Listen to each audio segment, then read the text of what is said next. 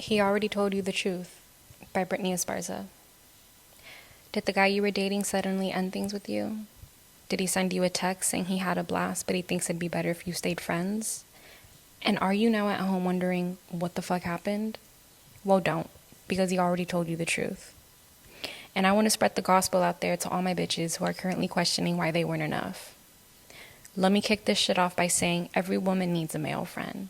And no, I don't mean it in a pick-me way. I mean it with my chest puffed out. Every girl needs a homie. Having male friends is what made me realize how much we romanticize the guy that hurt us. Bitch, have you ever heard the way that they talk about us? Newsflash, they don't. Here's how their conversation goes. What's up with you and so-and-so? Oh, it wasn't for me. Oh, okay. How's work? That's the context behind our name. I met my friend Anthony in my early 20s, just when I needed him the most, because both me and my homegirl were down in the trenches about dating. I'd hit her up talking about, bitch, he ghosted me, and she'd respond with, girl, it's 'cause he likes you too much, so he's pulling back. Bitch. Anyway, Anthony and I were neighbors. We met because I had moved into his apartment building in Mid-City, and he knocked on my door to complain about how he never locked the gate. So I complained about how his 50-pound puppy would always pee on my front door mat. I slammed my front door on him and didn't speak to him moving forward. But one night, in 2017, I came home drunk as fuck with tears in my eyes. Stumbling down the terrace, trying to make my way into my apartment, I see Anthony and his monster puppy smoking a blunt on his porch.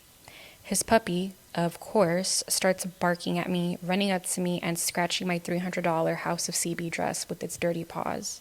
I aggressively pushed his dog off of me. Any other day, Anthony would have checked me and told me not to touch his fucking dog. But this time around, he was like, hey man, are you good? I looked at him and kind of gave up. I threw myself on his porch bench and poured my eyes out. I'm so mad, I said. The guy I've been seeing flaked on my friend's wedding ceremony. He said being a +1 to a wedding is serious and that he didn't want to put me in that position. What position? So then he told me he'd meet me at the reception when everyone's already kind of settled in. So I waited for him. I waited for him all night and he didn't fucking show up. Anthony didn't even look at me. He just passed me his blunt and said, that sucks. I'm sure you'll find someone who likes you. He does like me, Anthony. He just didn't want to go to the wedding with me and I don't know why. Anthony looked at me and said, it seems like he already told you why. Fast forward many years later, Anthony and I are friends now, and now he's the one looking for love in his life. He finally got his master's from USC, he finally got his startup company from off the ground, and he finally left Mid-City. He's in Marina Del Rey now. What he wants now is love, so he starts dating and hopes to find it. So he hops on Hinge and starts seeing Sarah, a Caucasian girl from Santa Monica. She's super pretty, super beachy SoCal, she's thin, she's tall, she's blonde, she's a little tomboyish. She looks like she could be an influencer, which is fitting because that's how she actually makes a living. It's by Amazon Associates and TikTok food reviews. Her TikToks would double in numbers every time Anthony took her to a taco spot in Silmar or a Marisco's restaurant in Pacoima. She even helped an at-risk cafe in Whittier from shutting down just by posting one video. Anyway, they're having a blast. They're going to the beach together, smoking together, trying new foods together. She likes his dog, he likes hers, the list goes on. But from the jump, he's honest. He tells her he's seeing other people, hence why he can only see her every other weekend, and that he'd stop seeing other people once he finds his forever person. Let's see if we're each other's forever person, he suggested, and she agreed. About 3 months later, Anthony's having a little hangout at his condo. None of his dates were there, it was just family and friends. I went into his kitchen to re-up on Honey Hot Rub Wingstop, and he followed me in. Yo, I think I'm gonna end things with Sarah. Oh, did you meet someone new? No, I mean, she's real fun to hang out with, and my stomach hurts just from laughing with her, but I don't think it's gonna go anywhere, and I don't want to waste her time.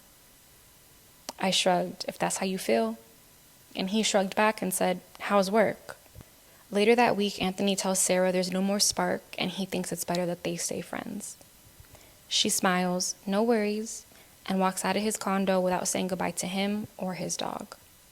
A week later, she posted a 12-part story on TikTok about how Anthony played the fuck out of her. He'd help me with all my TikToks. He knew how much you guys meant to me, so he'd help me. He took me to all my wish list restaurants so I could review them. He even showed me some of his favorite food spots too. Remember that taco truck in Silmar? He took me there. Do you really think I'd go to the fucking valley?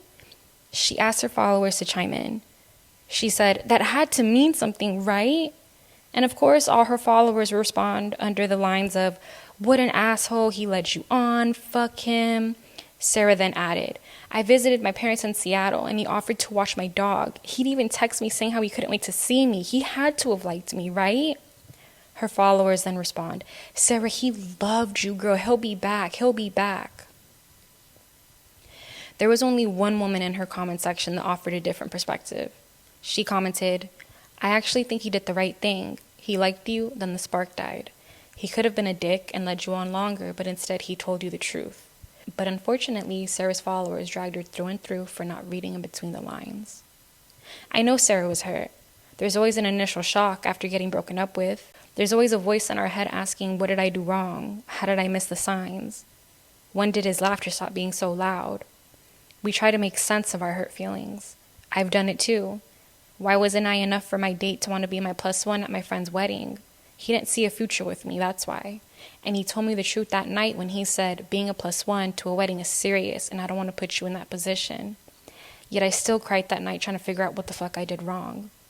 In reality, it wasn't me and it wasn't Sarah. It was nothing. These equations we create in our head mean nothing to them once they've expressed their truth to us. Because once they let their truth out, they don't care to find the poetry of their reasoning like we do. After Anthony showed me the 12-part story, I asked him if he was going to reach out to Sarah to explain further why he broke up with her. He said, for what? I already told her the truth.